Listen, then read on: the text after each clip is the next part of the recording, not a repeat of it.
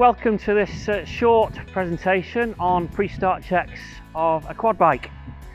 These machines now are really common on farms in the UK. In fact, most farms you go on to, the chances are you'll see one of these. Great piece of machinery, very versatile and capable of doing a lot of different jobs, and certainly been a great help to the farmer.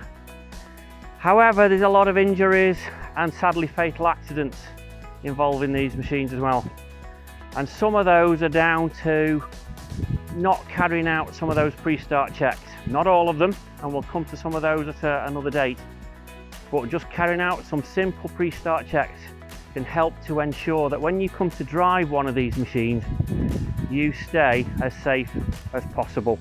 Of course, carrying out pre-start checks is always far easier when you're starting off with a nice clean bike. So for me, it's good practice when you finish with the bike or it's starting to look a bit dirty, you're around the farm, it's getting covered in dust and all sorts of animal deposits.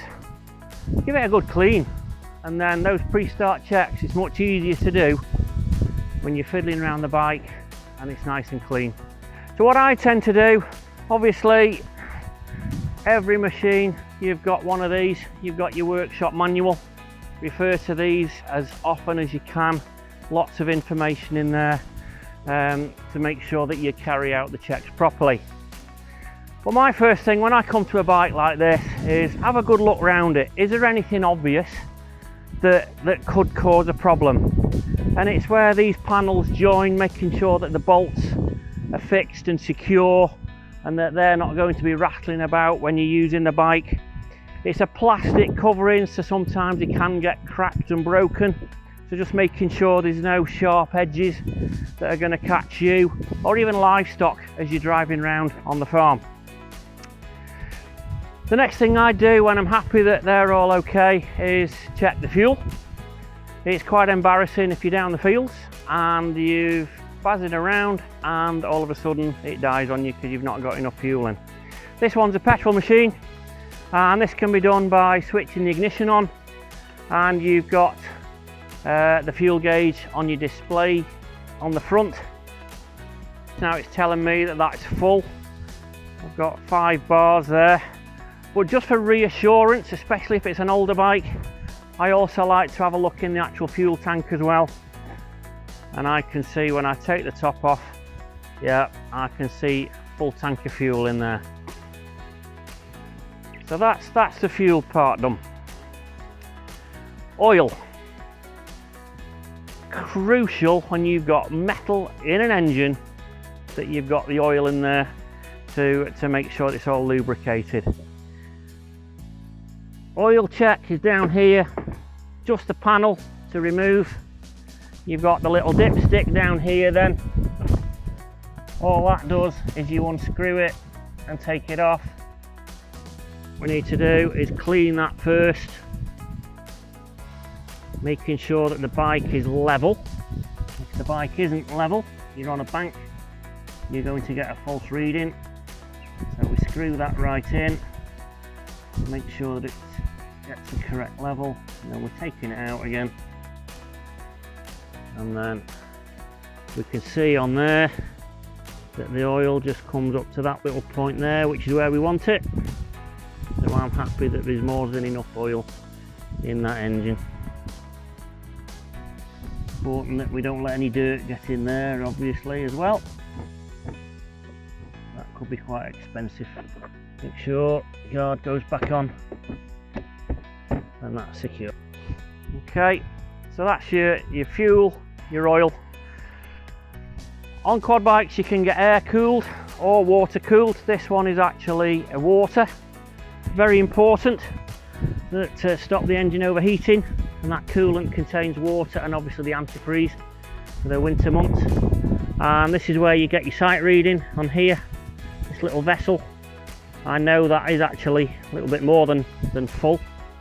If you did need to top it up, you've just got your filling point here, and that's nicely labelled coolant, so you could top up there should you wish.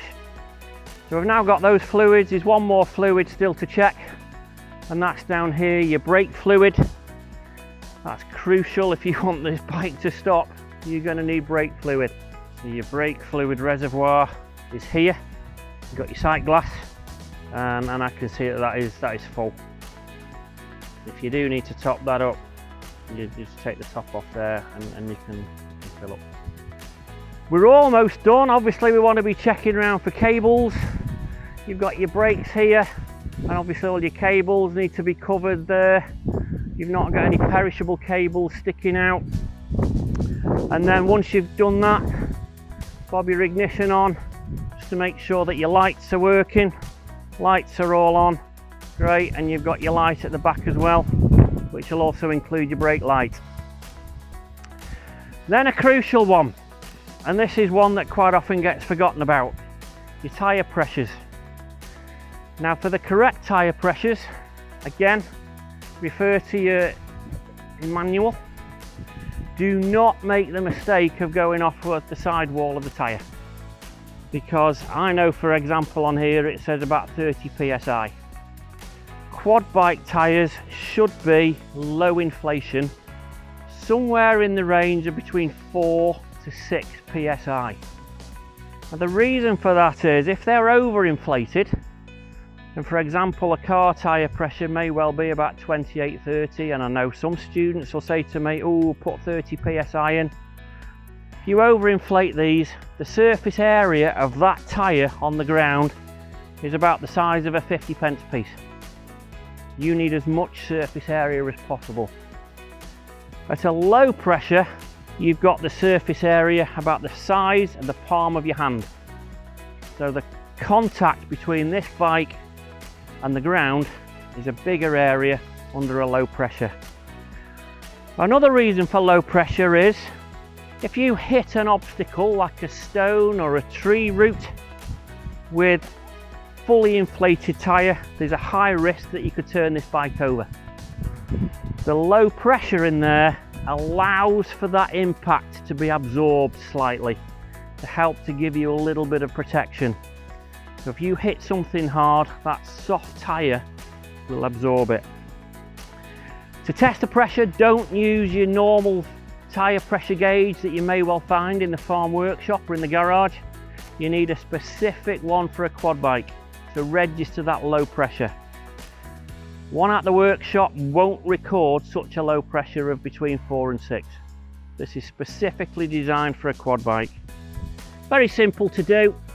Take your cap off, make sure you keep it safe, put that on there, it forces the amount of pressure out, and then the gauge will come out and it tells me that the PSI for this tyre is 4.